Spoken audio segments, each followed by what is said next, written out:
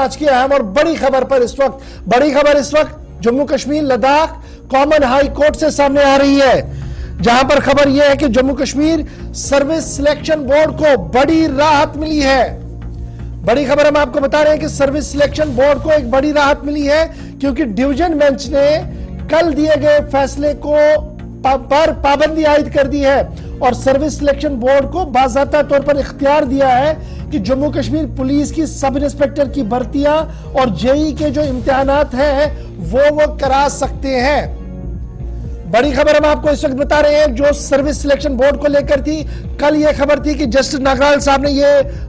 हुक्म जारी किया था कि एक फॉर्मर जज साहब इसकी तहकीकात करें, क्योंकि जिन कंपनियों को यह काम सौंपा गया है वो ब्लैक लिस्टेड है और कई चीजें उनकी तरफ से सामने रखी गई थी। लेकिन आज इस फैसले को लेकर अदालत का दरवाजा जब दोबारा खटखटाया गया तो डिवीजन बेंच ने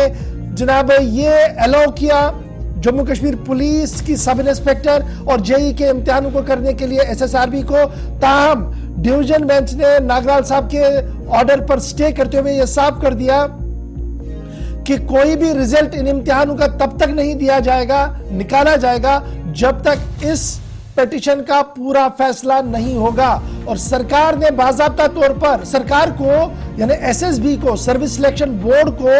3 हफ्ते का वक्त दे दिया गया है कि वो अपनी फाइल करेगा जी, रिस्पॉन्ड करेगा कि क्या कुछ यहां पर करना है। सीधे चलेंगे जी, हमारे साथ आसिफ रशीद भी ज्वाइन कर चुके हैं और मेरे साथ एडवोकेट ज़हूर साहब भी ज्वाइन कर। पहले आसिफ जरा अपडेट कीजिएगा, ये 2-3 बड़ी बातें हैं और ये बड़ा यू टर्न है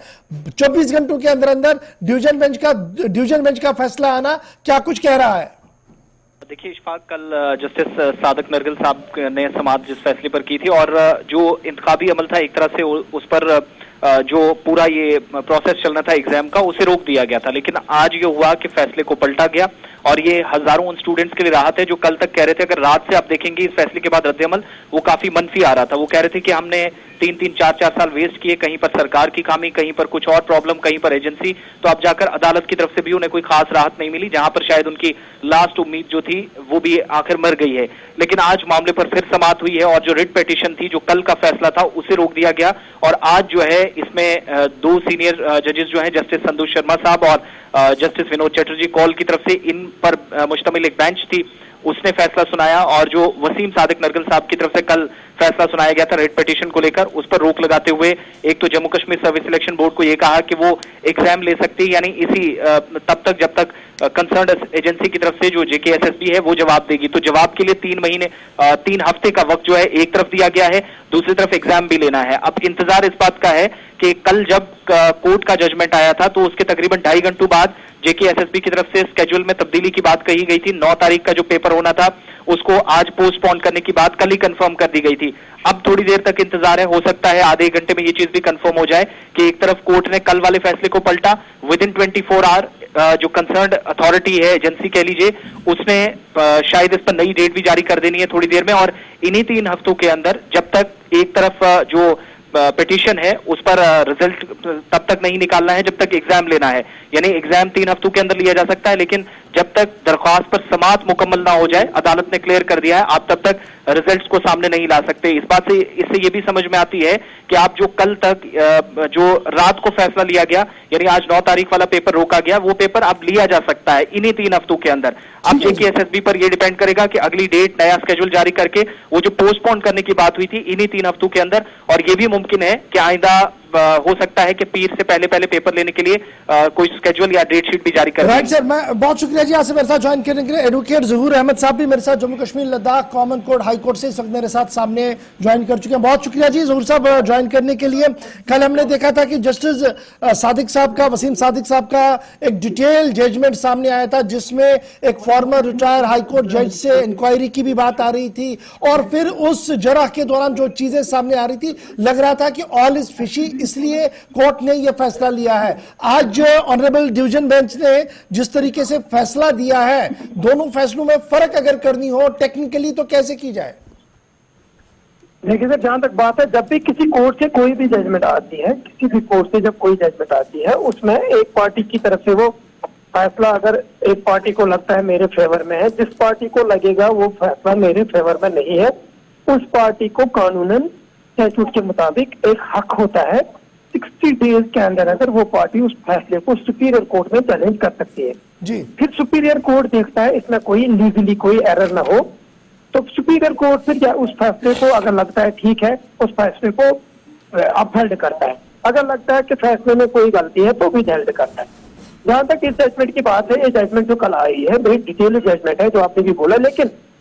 तो सरकार के पास एक ऑप्शन था वो इसको चैलेंज करेंगे डिवीजन बेंच में, लेकिन डिवीजन बेंच में जब ये आज चैलेंज हो गई गवर्नमेंट की तरफ से, इसमें जो senior advocate general DC Raina साहब और अदर एडवोकेट जिन्होंने इसमें आर्गुमेंट्स रखे, लेकिन कोर्ट ने इसमें फैसला तो उल्टा नहीं किया। लेट मी क्लियर, फैसला उल्टा नहीं किया। कोर्ट ने जो जजमेंट आई थी कल, उस जजमेंट की जो इम्प्लीमेंटेशन है उसमें स्टे किया, और ये स्टे टाइमिंग स्टे है। ये स्टे है जब तक दूसरी साइड को सुना जाएगा सेकंड हाफ, क्योंकि जनवरी में कोर्ट की छुट्टी होने वाली है, तो 4 हफ्ते दिए गए तो इसमें ऑब्जेक्शन भरने के लिए, काउंटर एफिडेविट सबमिट करने के लिए। और जनवरी में जब कोर्ट की छुट्टी है तो 2 फरवरी को इस केस की सुनवाई होगी, और तब जाके कोर्ट देखेगा कि ये जजमेंट जो है इसमें कोई जुडिशियल एरर ना हो। मीनवाइल इसलिए स्टे किया गया, और इसका मतलब ये है कि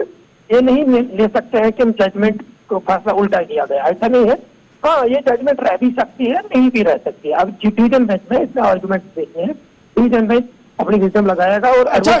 क्या मैं जोर साहब इसको ऐसे समझने की कोशिश करूंगा अपने नाजरीन के लिए कि कल ये कहा गया था कि कोई इम्तिहान नहीं होगा और जस्टिस साहब को अपॉइंट किया जाए जी, फॉर्मन जस्टिस साहब को, ताकि ये सारा सिस्टम जो है वो चले। आज ये कहा गया कि आप एग्जामिनेशन ले लीजिए लेकिन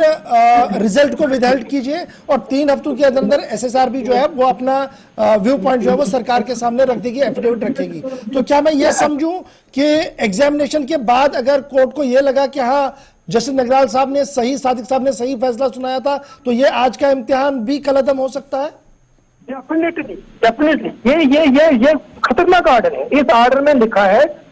क्योंकि बेसिकली जो सरकार की तरफ से जो सीनियर एडवोकेट थे ना DC रैना, उन्होंने बोला है एग्जाम की तैयारी में लोग बैठे हैं, सुपरिटेंडेंट लगाए गए हैं, बुखारियों का इंतजाम, कंप्यूटर का इंतजाम, सब इंतजाम है। वो इसने कोर्ट ने बोला कि आप एग्जाम ले सकते हैं, लेकिन जो एग्जाम का रिजल्ट वो नहीं इशू करना है, और ये exam process will be outcome of the LPA।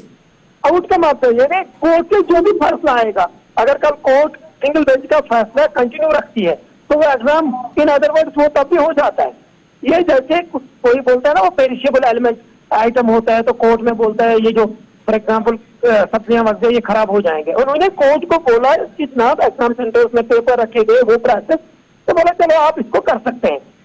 अब एग्जाम का, लेकिन वो एग्जाम का रिजल्ट रहेगा ताकि जो जजमेंट आएगी डिवीजन बेंच की तरफ से वो फैसला फाइनल है। अगर डिवीजन बेंच कल सिंगल बेंच के ऑर्डर को